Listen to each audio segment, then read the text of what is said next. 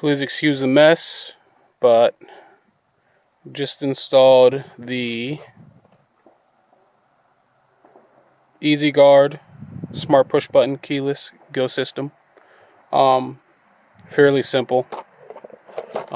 Looks really clean on a Nissan 240SX.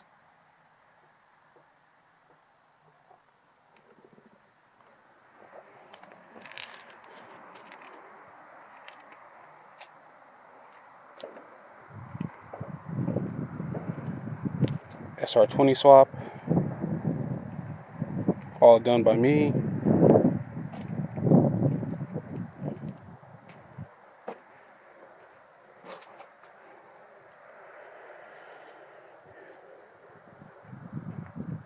We'll jump in. Instead of having it connected to the brake switch to start it, see nothing. I installed it to a switch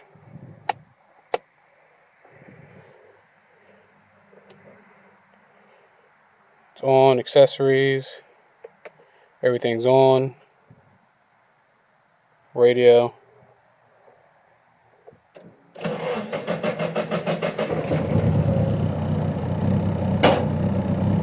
starts. Battery's a little low.